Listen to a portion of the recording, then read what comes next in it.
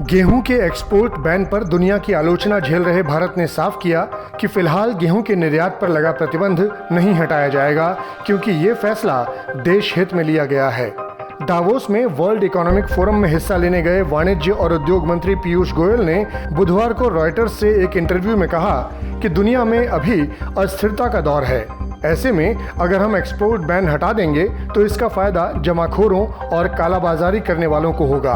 कुछ दिन पहले G7 ने भारत के इस कदम का विरोध किया था और अब अंतर्राष्ट्रीय मुद्रा कोष IMF की चीफ क्रिस्टालिना जॉर्जिवा ने वर्ल्ड इकोनॉमिक फोरम के दौरान भारत के गेहूं पर एक्सपोर्ट बैन की आलोचना की।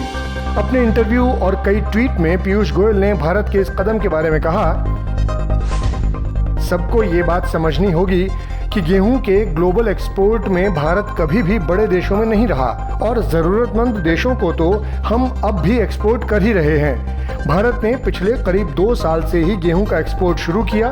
इसके अलावा देश में लू के कारण फसल की कटाई इस बार जल्दी करनी पड़ी, जिससे गेहूं के उत्पादन में कमी आई और इस साल 1 अप्रैल से 10 मई के बीच गेहूं का एक्सपोर्ट पिछले साल की तुलना में 600% बढ़ गया।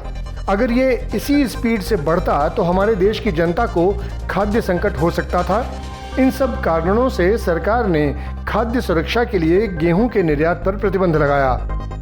पीयूष गोयल ने दुनिया पर मंडराते गेहूं के संकट से उबरने के लिए सुझाव दिया। उन्होंने कहा, गेहूं के संकट से बचने का स्मार्ट तरीका ये है कि G2G लेवल यानी गवर्नमेंट टू गवर्नमेंट सरकार से बातचीत के रूट से ही एक्सपोर्ट किया जाए। इससे हम जरूरतमंद देशों और गरीब लोगों को सस्ता गेहूं उपलब्ध करा सकेंगे।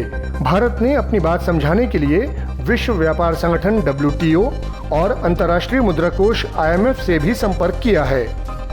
आपको बता दें कि भारत दुनिया का दूसरा सबसे बड़ा गेहूं उत्पादक देश है और फिलहाल रूस यूक्रेन युद्ध के चलते गेहूं को लेकर दुनिया की निर्भरता भारत पर बढ़ गई है। इस वीडियो पर आपकी प्रतिक्रिया कमेंट सेक्शन में जरूर दें और सब्सक्राइब करें आज तक।